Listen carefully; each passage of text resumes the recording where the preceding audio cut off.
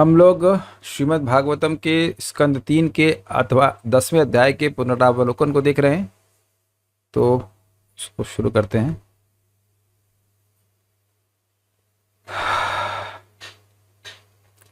हमने पिछले अध्याय में सुना था कि भगवान ने ब्रह्मा जी को कुछ आज्ञा दी और ऐसा कहकर वह भगवान जो नारायण स्वरूप में ब्रह्मा जी के सामने उपस्थित थे वह अंतर्हित हो गए। अब उस बात को सुनकर विदुर जी कहते हैं, विदुरवाच अंतर्हिते भगवती ब्रह्मा लोक पितामह प्रजा सदर्ज कतिधा देहि किरमान सिर विभु। विदुर जी ने कहा, अंतर्हिते भगवती, भगवान के अंतर्हित हो जाने पर यानी अंतर्ध्यान हो जाने पर ब्रह्मा लोक पितामह विभु, विभु लीजिएगा नीचे से, ब्रह्मा जी जो लोकों के पितामह हैं, जो विभु अर्थात सर्वसमर्थ हैं, उन्होंने कतिधा प्रजा ससर्ज, कितने प्रकार की प्रजाओं की सृष्टि करी, देह की मानसी, जो उनके देह से उत्पन्न हुई थी या मन से उत्पन्न हुई थी। तो ये प्रश्न है कि किस प्रकार से उन्होंने प्रजा को उत्पन्न किया।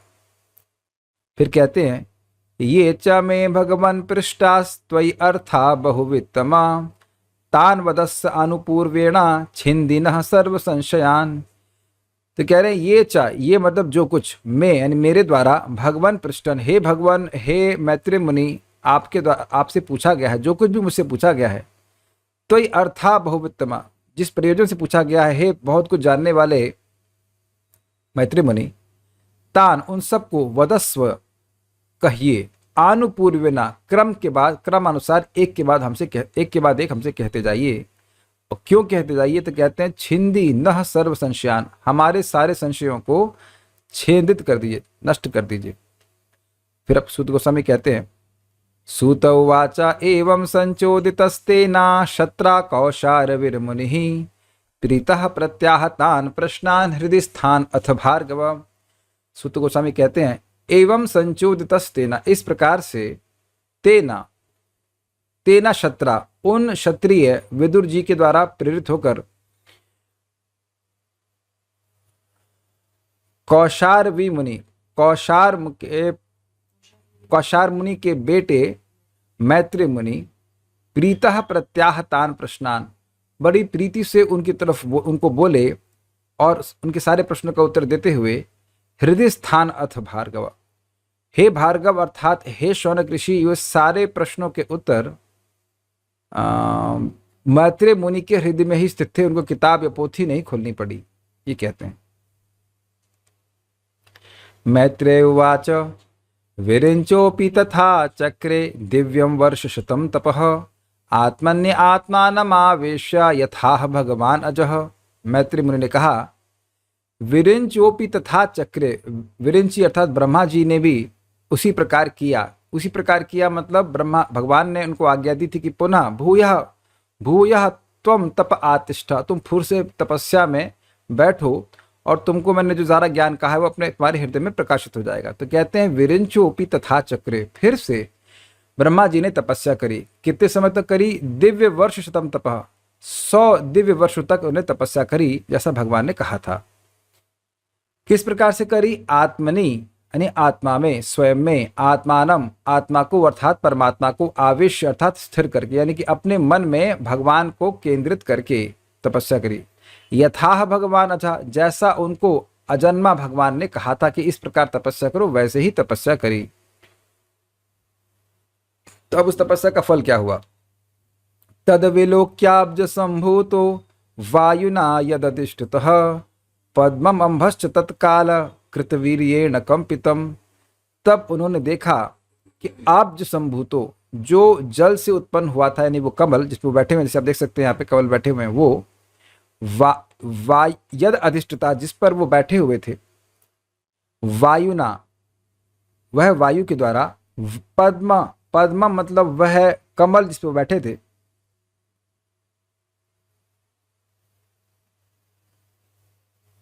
क्षमा कीजिएगा थोड़ी मिस्टेक हो गई, तद विलोक्य अब्ज संभूतो, अब्ज संभूतो मतलब कमल से उत्पन्न ब्रह्मा जी, मिस्टेक हो गया था।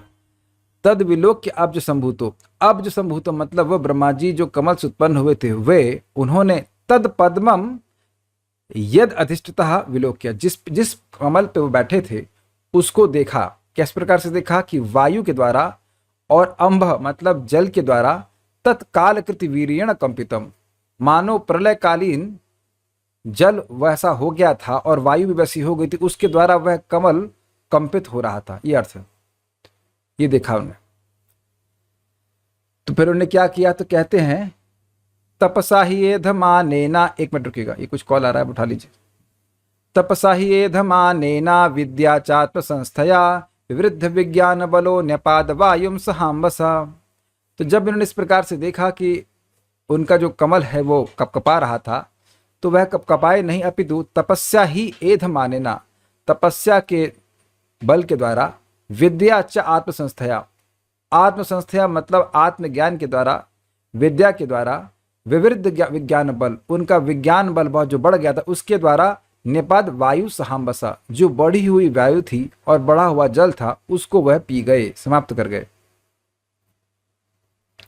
अब उन्होंने क्या देखा, तद विलोक यद व्यापी पुष्करम यद अधिष्ठितम अनेन लोकान प्रागलीनान कल्पितास्मित चिंतयत। तद विलोक्य, तब उन्होंने देखा, व्यद व्यापी, व्यद मतलब आकाश, आकाश व्यापी पुष्कर यानी कमल को देखा, यद अधिष्ठितम जिस पे वो बैठे हुए थे, अनेन लोकान प्रागलीनान अनेक लोगों को देखा जो पूर्व कल्प में लीन थे, कल्पितास्मि इति अचिंतित, और उन्होंने ये चिंतन किया कि कैसे मैं इनकी सृष्टि पुनः वापस करूंगा। पद्मकोशम तदाविश्य भगवत कर्म चोदितः एकम विभांक्षीद उरुधा त्रिधा भाव्यम द्विसप्तधा।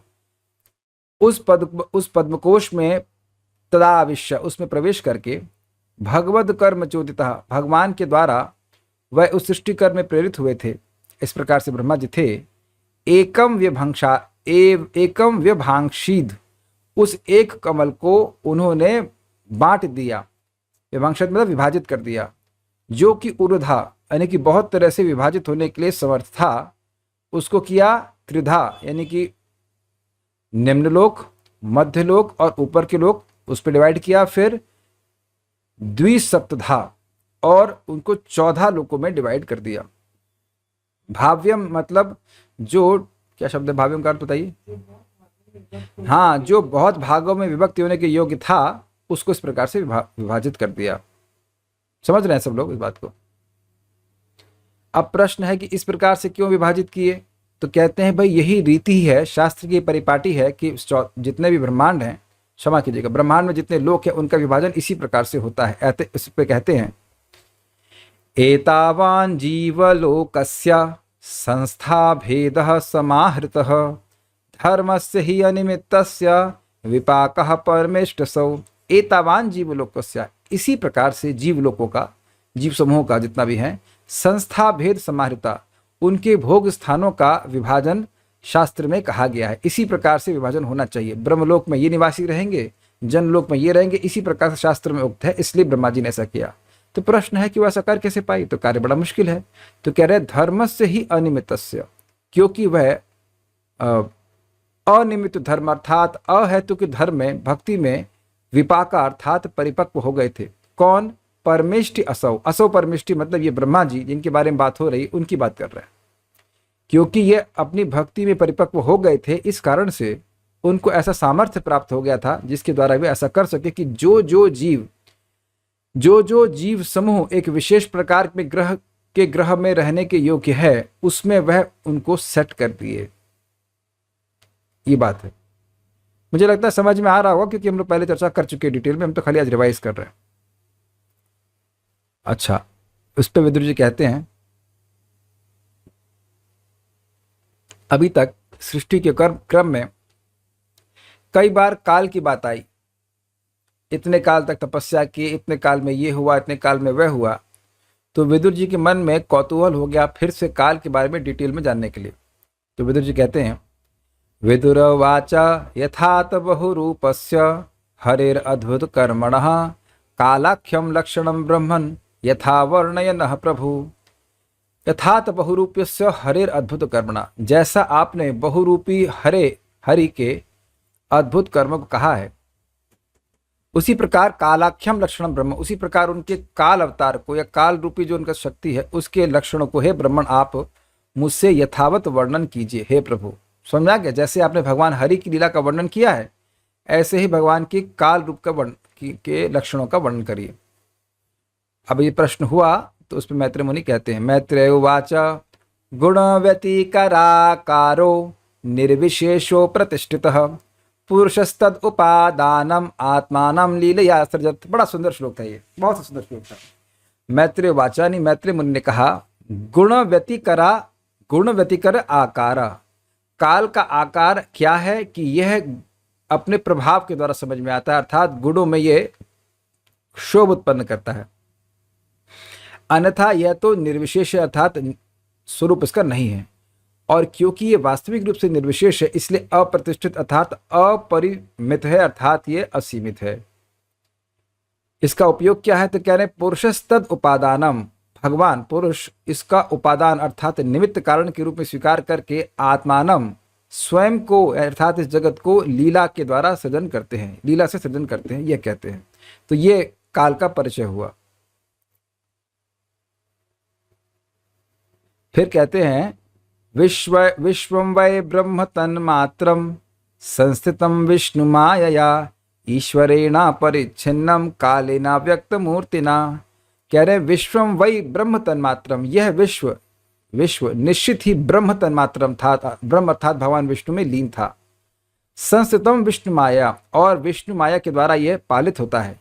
तो कह रहे ईश्वरेणा, ईश्वर मेरणा मतलब भगवान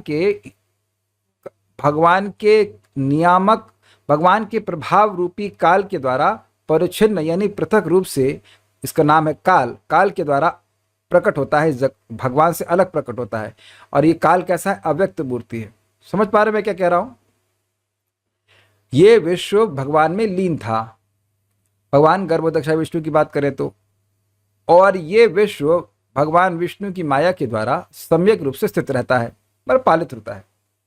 जो विश्व लीन था वह ईश्वरेणा अर्थात ईश्वर के प्रभाव रूपी काल के द्वारा, ईश्वरेणा कालेना, ईश्वर के प्रभाव रूपी काल के द्वारा जो कि अव्यक्त मूर्ति है यानी कि निर्विशेष रूप स्वरूप है, उसके द्वारा भगवान से परिच्छिन्न रूप से प्रकट हुआ, अलग रूप से प्रकट हुआ। अब व्याख्या तो मैं यहाँ पे बहुत नहीं करूंगा, व्याख्या हम पहले कर चुके हैं, खाली ब्रशअप कर रहे हैं। अब एग्जाम्पल दिए थे कि माँ के गर्भ में बच्चा होता है, वो काल के प्रभाव से अब बच्चा बाहर होकर के अलग प्रकट होता है कि नहीं, उसी प्रकार से जगत भगवान में लीन रहता है लेकिन काल के प्रभाव से वह प्रकट होता है अलग रूप से, जब ब्रह्मा जी का सुबह शुरू होती है। ओके, फिर कोई कहेगा कि अरे भाई ये जगत तो मिथ्या है, तो ये पृथक रूप से कैसे कहते हो कि ये प्रकट हुआ? तो कह रहे यथेदानीम था अग्रे च पश्चादपि एतद ईदृशम, यथा इदानीम जैसा ये जगत अभी है, तथा अग्रेचा ऐसा ही प्रलय के पहले भी था, पश्चादपि एतद ईदृशम और प्रलय के बाद जब दोबारा सृष्टि होगी तो उसके बाद भी ऐसा ही होगा। ये सब काल के प्रभाव भी होता है। ये जगत शाश्वत नहीं है लेकिन मिथ्या भी नहीं है। ओके, अब याद रखेंगे कि पहला प्रश्न था कि किस प्रकार से ब्रह्मा जी कितने प्रकार के जीवों की सृष्टि करते हैं, तो अब इसका वर्णन हो रहा है, ये इजी होगा। सर्गो नवविधस्तस्या प्राकृतो वैकृतस्तु यः काल द्रव्य गुणैर अस्य त्रिविधः प्रतिसंक्रमः। सर्गः नवविधस्तस्य, उन भगवान इस जगत की सर्ग यानी सृष्टि 9 प्रकार की होती है। प्राकृतः वैकृतस्तु यः, हाँ 9 प्रकार की होती है, उसमें प्राकृत होती है 6 प्रकार की, वैकृत होती है 3 प्रकार की और प्राकृत वैकृत होती है 10वीं प्रकार की। ठीक है, उसके बाद कहते हैं 3 प्रकार की प्रलय होती है। प्रतिसंक्रमः मतलब प्रलय काल के द्वारा यानी नित्य काल के द्वारा, जैसे कि हम सभी की हो रही है, सभी जीवों के शरीर नष्ट हो रहे हैं नित्य काल के द्वारा। द्रव्य के द्वारा अर्थात नैमित्तिक प्रलय जो कि भगवान संकर्षण देव के मुख से अग्नि प्रकट होने से होती है। और गुणय अर्थात प्राकृतिक प्रलय जब सारे ब्रह्मांड लीन हो जाते हैं, ब्रह्मा जी की परम आयु समाप्त हो जाती है, इस प्रकार से त्रिविधा, 3 प्रकार के प्रलय होती हैं। अब वह प्राकृत सर्ग के बारे में बात करते हैं। आद्यस्तु महतः सर्गो गुणो वैषम्यमात्मनः, द्वितीयस्तु अहमो यत्र द्रव्य ज्ञान क्रियोदयः। आद्यस्तु महतः सर्गो, प्रारंभ में जो पहली सर्ग है वह तो है महतत्व की सृष्टि, जिसमें गुण वैषम्य आत्मना, आत्मना मतलब परमात्मा की उपस्थिति के कारण गुणों में वैषम्यता होती है। प्रधान पे भगवान दृष्टिपात करते हैं और उनमें गुणों में वैषम्यता आती है, और इस कारण से महातत्व की सृष्टि होती है, वह पहली सृष्टि होती है। तो पहला सृष्टि याद होगा सबको, महातत्व की सृष्टि पहली सृष्टि है, और पहले इस अर्थ में कि क्रम से हो रहा है। द्वितीयस्तु अहमो यत्र द्रव्य ज्ञान क्रियोदया, दूसरी सृष्टि अहम अर्थात अहंकार की है, जिसमें द्रव्य शक्ति होती है, ज्ञान शक्ति होती है और क्रिया शक्ति होती है, उसका उदय होता है। ठीक है, ओके। यानी सात्विक अहंकार, राजसिक अहंकार, तामसिक अहंकार उस मूल अहंकार में होता है। तो अहंकार में द्रव्य शक्ति भी होती है, ज्ञान शक्ति भी होती है और क्रिया शक्ति भी होती है। क्रियोदय मतलब वहां पे इन सबका उदय होता है। तो द्वितीय सृष्टि हो गई अहंकार की। अब देखिए तृतीय, भूत सर्गस्त तृतीयस्तु तन्मात्रो द्रव्य शक्तिमान, चतुर्थ इंद्रिय सर्गो यस्तु ज्ञान क्रियात्मकः। तृतीयस्तु भूत सर्गस तन्मात्रो द्रव्य शक्तिमान, तृतीय सृष्टि जो है वो तन्मात्रा की होती है, जो कि जिसको भूत सर्ग कहते हैं, यानी कि पंच महाभूतों की सृष्टि। तो उसमें तन्मात्रा की सृष्टि होती है, यानी कि रूप रसगंध इत्यादि, और वह शक्तिमान, द्रव्य शक्तिमान अर्थात पंच महाभूत को प्रकट करने की शक्ति से युक्त होते हैं। बताया गया था कि तामसिक अहंकार से आकाश, क्षमा कीजिएगा, तामसिक अहंकार तो शब्द, शब्द से आकाश, पर उसके बाद आकाश से मिला स्पर्श, तो उससे आ गई वायु। स्पर्श पहले से बन गया है, स्पर्श आकाश से टच करता है तो वायु बन जाती है, वायु से रूप टच करता है तो अग्नि बन जाती है, अग्नि से रस टच करता है तो जल बन जाता है, जल से गंध टच करती है तो पृथ्वी बन जाती है। समझ रहे ना बात? तो ये जो तन्मात्राएं हैं यह द्रव्य को उत्पन्न करने की शक्ति से युक्त होते हैं। तो तन्मात्राओं की सृष्टि हो गई तृतीय सृष्टि। Am I going too fast और is it, should I slow down? Okay, I think you are able to understand my language. Okay. चतुर्थ इंद्रिय सर्ग, चौथी सृष्टि इंद्रियों की सृष्टि होती है, यानी कि ज्ञान इंद्रिय और क्रिया कर्म इंद्रिय। यस्तु ज्ञान क्रियात्मक, यानी कि चौथी सृष्टि है वह राजसिक अहंकार से उत्पन्न इंद्रियों की सृष्टि है, जिसमें ज्ञान इंद्रियां और कर्म इंद्रियों की सृष्टि होती है। क्लियर है? चौथा हो गया। पांचवा क्या है? वैकारिको देव सर्ग पंचमो यन्मयं मनः, षष्ठस्तु तमसः सर्गो यस्त्व बुद्धि कृतः प्रभो। पांचवी सृष्टि वैकारिक, पांचवी सृष्टि देव सर्ग कहलाती है, देवताओं की सृष्टि, जिसमें वैकारिक अर्थात सात्विक अहंकार से तत्वों के नियामक देवताओं की सृष्टि होती है और मन की सृष्टि होती है। ये पांचवी है। ये प्राकृत है, ये प्राकृत है, भगवान के द्वारा प्रकृति से उत्पन्न किया जा रहा है। षष्ठस्तु तमसः सर्गो यस्तु अबद्धि कृतः प्रभु। तो उसके बाद कहते हैं छठी जो सृष्टि है वो अज्ञान की सृष्टि है, तमस सर्ग अज्ञान की सृष्टि है, जिसके द्वारा जीव अबुद्धिकृत हो जाता है, अर्थात मूर्ख हो जाता है, वह अपनी पहचान इस देह से करने लगता है। तो ये हो गए 6 प्रकार की प्राकृत सृष्टि। याद कर लीजिए, पहली है महतत्व, दूसरा है अहंकार, तीसरा है तन्मात्रा, चौथा है इंद्रिय, ज्ञान इंद्रियों की कर्मेंद्रिय की सृष्टि, और पांचवा है देव सर्ग, और मन भी आ गया, और छठा है अज्ञान की सृष्टि। ठीक है, नेक्स्ट।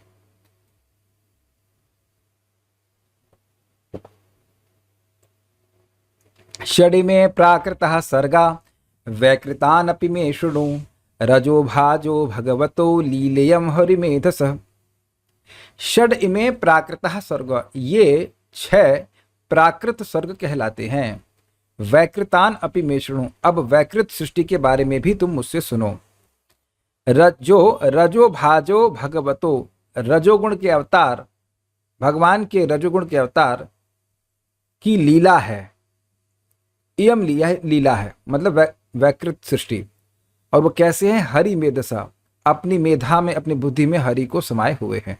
ठीक है, नेक्स्ट। सप्तमो मुख्य सर्गस्तु षड्विधस्तस्तुषाम तस्तुषाम च यः वनस्पति औषधिलता त्वक्सारवीरुधो द्रुमा। तो अब वैकृत सृष्टि का वर्णन करते हुए कहते हैं कि सातवीं सृष्टि में मुख्य सृष्टि जो है, यानी कि जो वैकृत सृष्टि में मुख्य सृष्टि है, वह 6 प्रकार के स्थावरों की है। याद आ रहा है कौन कौन से? वनस्पति। वनस्पति क्या था? वह पौधे जो बिना फूल दिए फल देते हैं, बिना फूल दिए फल देते हैं, उन्हें वनस्पति कहते हैं। औषधि मतलब फल देकर मर जाते हैं। लता जिनको आरोहण की आवश्यकता है। तकसार मतलब बांस आदि। विरुद्ध मतलब वैसी लताएं जिनको सहारे की बहुत जरूरत नहीं है। द्रुमा मतलब वह पेड़ जो फूल देने के बाद फल देते हैं। इस प्रकार से 6 प्रकार के स्थावरों की सृष्टि ब्रह्मा जी ने करी। ये 7वीं सृष्टि है। ब्रह्मा जी की सृष्टि पहली है, लेकिन सृष्टि में ये 7वीं है। इनका विशेषण कहते हैं उस उत्स्रोतस्तमः प्राय अंतःस्पर्शा विशेषण। उत्स्रोतस उनका खाने का संचार नीचे से ऊपर की ओर उठता है सभी स्थावरों का। तमः प्राय, प्राय अंधकार में रहते हैं। ये अव्यक्त चैतन्य होते हैं, इनका ज्ञान नहीं होता है प्रकट। अंतःस्पर्श केवल अंदर ही अंदर वह कुछ संवेदना का अनुभव करते हैं, बाह्य रूप से नहीं। और विशेषण मतलब ये बहुत प्रकार के होते हैं। जलजा नवलक्षाणी स्थावर लक्ष्य विंशति। जलज जो जल में उत्पन्न होते हैं वह 9 लाख प्रकार के हैं, और स्थावर जो है वह 20 लाख प्रकार के हैं। जलजा नवलक्षाणी स्थावर लक्ष्य विंशति। विंश मतलब 20, तो 20 लाख प्रकार के हैं, समझ लीजिए। उसके बाद 8वें सर्ग के बारे में कहते हैं। तेरश्चाम अष्टमः सर्गा सोष्टाविंशद विधो मतः अविदो भूरि तमसो घ्राणज्ञा हृदवेदिनः। तेरश्चाम यानी कि पशुओं की सृष्टि अष्टमः सर्ग 8वीं सृष्टि है। सो अष्टाविंशद विधो मतः वह 28 प्रकार के होते हैं। 20 हो तो गया, पढ़ा तो मैंने भी। अविदः वह उनको ज्ञान नहीं होता है। भूरि तमसा टोटल अज्ञान में रहते हैं। घ्राणज्ञा और सूंघने के द्वारा अच्छी या बुरी वस्तु का वह जानकारी करते हैं। हृदय अवेदिनः उनके हृदय में कोई स्मरण नहीं रहता है कि जो अच्छी थी बुरी थी, ऐसा करके भविष्य का ज्ञान नहीं रहता उनके। अब उनके नाम बताए जा रहे हैं। गौर अजो महिषः कृष्णा सुकरो गवयोरुरु द्विशफा पशवश्चे में अविरुष्टश्च सत्तमः। ये 7 प्रकार के हैं। अब हम भूल रहे हैं क्या क्या है, नाम को नहीं बताए। भैंस है, गाय है, अलग अलग सुअर इत्यादि के नाम रखेंगे, वहां पर बाद में पढ़ लेना, इसकी व्याख्या मैं नहीं कर रहा। खरोश्व शतरो गौरा शरभश्च मरी तथा एते चैकशफा शत्ता शृणु पंच नखान पशून। यहाँ भी पशुओं के नाम दिए गए, हम उसको ट्रांसलेट नहीं कर रहे, आगे बढ़ते हैं। श्वासृगालो वृको व्याघ्रो माजरः शशल्लकौ सिंह कपिर्गजः क्रूर्मो गोदा च मकरादया। ये भी नहीं, आप वहाँ अनुवाद में पढ़ लेना, इनके नाम बताए गए बस। कंक गृधबक शयना भासा वल्लूक बर्हिणा हंस सारक चक्राहवा काको लूकादय खगा। अब यहाँ पे हम आगे बढ़ते हैं मनुष्यों के बारे में। देखिए वो उनका नाम मात्र है, उनका नाम संस्कृत में दिए गए, उनका नाम मुझे याद नहीं है कि वो हिंदी में क्या कहे जाएंगे, इसलिए मैं उसको छोड़ दे रहा हूँ। यहाँ समझ लीजिए कि अब मनुष्यों के बारे में बोल रहे हैं। अर्वाक श्रुतस्तु नवमः 71 विधो नृणाम रजो दिखा कर्मपरा दुखे च सुख मानिना। अर्वाक श्रुत मतलब जिनका आहार ऊपर से नीचे की ओर जाता है। तू नवमा, ये 9 प्रकार के, क्षमा कीजिएगा 9वीं सृष्टि है। ये है 1 प्रकार की, ये 9वीं सृष्टि है, 9 प्रकार के नहीं है।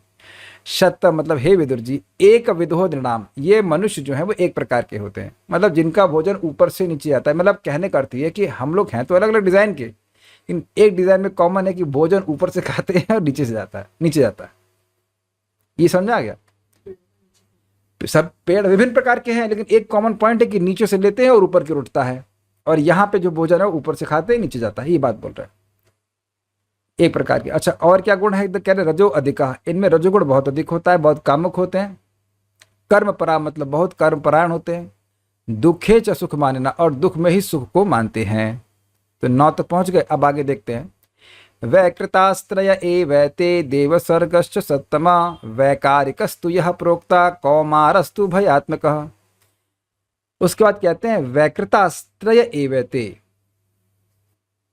देवसर्गश्च सत्तमा, हे सत्तमा, हे विदुर जी, हे श्रेष्ठ व्यक्ति, इन तीनों को वैकृत सृष्टि कहा जाता है, अर्थात स्थावरों की, पशु पक्षियों की और मनुष्यों की। उसके बाद कह रहे हैं वैकारिकस्तु यह प्रोक्ता, देव सर्गस वैकारिकस्तु यह प्रोक्ता। तो कह रहे हैं कि जिस देव सर्ग को कहा गया था पहले वह वैकारिक है, लेकिन अब जो मैं देव सर्ग कहूंगा वह वैकृत है। वैकारिकस्तु यह प्रोक्ता, जिस देव सर्ग को मैंने पहले कहा था, अभी कुछ समय पहले कहा था ना, देवताओं की सृष्टि, वैकारिकस देव सर्ग इत्यादि, तो वह प्राकृत है, वह ब्रह्मा जी की उत्तर सृष्टि नहीं है। लेकिन अब 28वें श्लोक से जिस देवताओं की सृष्टि के बारे में वो कहेंगे वह वैकृत है। तो अगर आप देव सर्ग की बात करें, देवताओं की सृष्टि की बात करें, तो यह तो प्राकृत भी है और वैकृत में। उसमें कुछ देवताओं की सृष्टि प्राकृत है और कुछ देवताओं की सृष्टि वैकृत है। मैं नोट बोल रहा हूँ कि कल के प्रवचन को जो मैंने श्लोकों पर डिटेल में कहा था, क्लास के बाद मैंने एक फाइल, मतलब 5 मिनट भी नहीं, 2 मिनट का उसमें ऐड किया है, तो उसको देख लेंगे यूट्यूब पर, तब आप अच्छे से समझ पाओगे मैंने क्या कहा है। बिल्कुल केक वॉक हो जाएगा। देखिए, एक बार आप बुद्धि लगा लेंगे तो जिंदगी में दोबारा कभी भी पॉइंट ये पढ़ाया जाएगा ना, तो आपको समझने में कोई कठिनाई बिल्कुल नहीं होगी।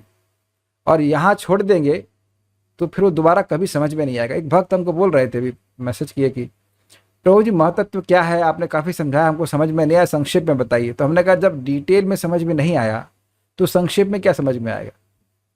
अब मैं समझता हूँ 100-200 बार तो मैं बता ही चुका हूँ कि महतत्व मतलब जिसमें गुणों की विषमता होती है। तुमको क्या समझा दूँ और बताइए। देखिए, महतत्व बुद्धि तत्व है, तो बुद्धि दिख रही है आप लोगों को, ऐसे दिख रही है बुद्धि तो जब अपनी बुद्धि नहीं दिखाई पड़ रही है तो वहाँ कैसे आपको मैं क्या कुछ फोटो दिखा दूँ, क्या कैसे दिखा दूँ। बस सिंपल है ना, गुणों में विषमता होती है, बस उसको महतत्व कहते हैं। अब क्या बताए, बताइए उसके ऊपर कैसे समझाए। How shell I explain it more, जब करना पड़ेगा तो समझ में आया कुछ। चलिए ठीक है। फिर कह रहे हैं कौमारस तू उभयात्मक, जो कौमार अर्थात 4 कुमारों की सृष्टि है वह दोनों प्रकार की है, अर्थात प्राकृत भी है और वैकृत भी है। क्यों है? क्योंकि कुमारों की सृष्टि भगवान ने ब्रह्मा जी ने भगवान पर ध्यान करके करी थी विशेष रूप से। ठीक है, अब ये उस देव सर्ग के बारे में बात कर रहे हैं जो कि वैकृत है, अर्थात ब्रह्मा जी से उत्पन्न है।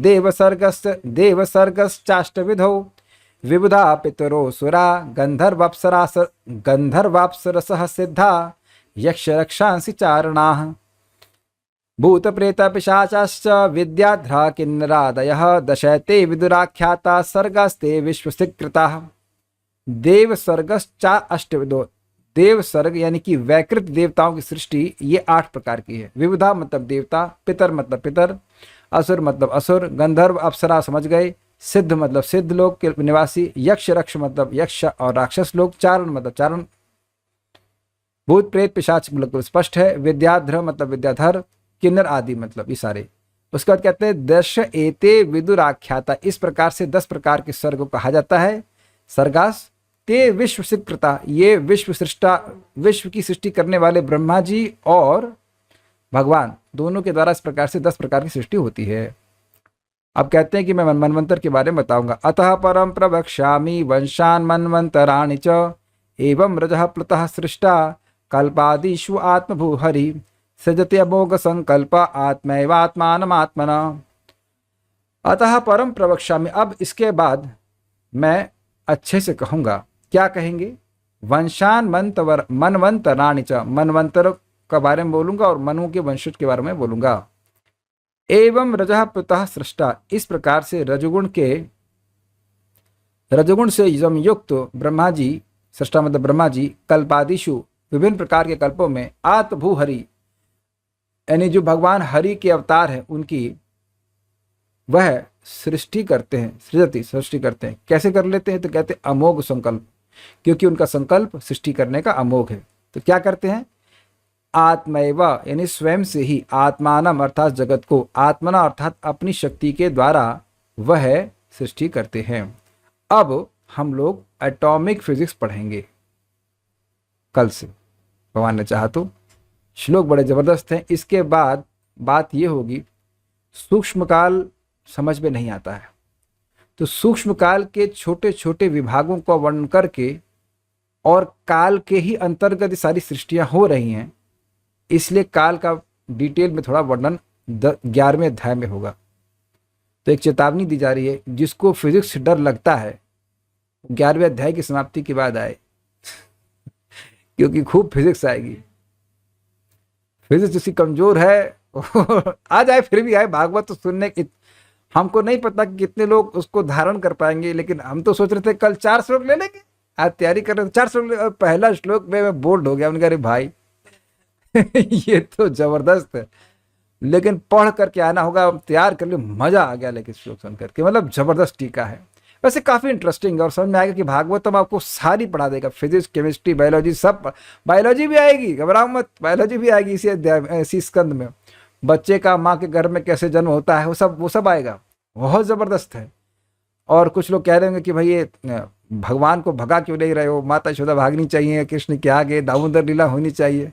हाँ, तो वो दामोदर लीला हमने एक बार पढ़ाई थी, आप लोग को याद हो, सनातन गोस्वामी की टीका के संग। तो वो हरि कथा में है, आप सुन लीजिएगा अगर वहाँ सुनना चाहते हैं।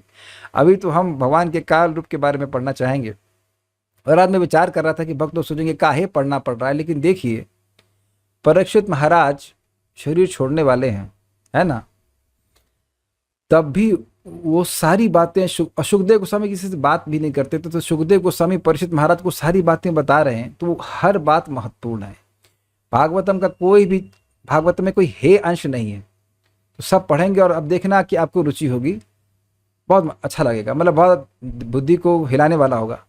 तो आप लोग पूरा अपना इंटेलिजेंस को यूज़ कीजिएगा। हम बस थोड़ी देर में फाइल पोस्ट कर देंगे, पढ़ के जरूर आइएगा, अच्छा लगेगा। देवों की सृष्टि ब्रह्मा जी वाली और कुमार सृष्टि एक ही ग्रुप में आती है। हाँ, ये अच्छा प्रश्न। देखिए हुआ क्या, बात ये थी कि देव सर्ग प्राकृत और वैकृत दोनों है, और उसी प्रकार कुमारों की सृष्टि भी प्राकृत और वैकृत दोनों है। इस दोनों को एक साथ रख दे रहे हैं, यानी जो हाइब्रिड सृष्टि है, ऐसे कर लीजिए। ये 10वीं सृष्टि प्राकृत वैकृत के उदाहरण क्या है, और उदाहरण दिए तो गए। प्राकृत वैकृत के उदाहरण कंबाइंड वे में है 4 कुमार, और प्राकृत वैकृत के उदाहरण है देव सर्ग इन टोटल, जिसमें से कुछ प्राकृत हैं और कुछ वैकृत हैं।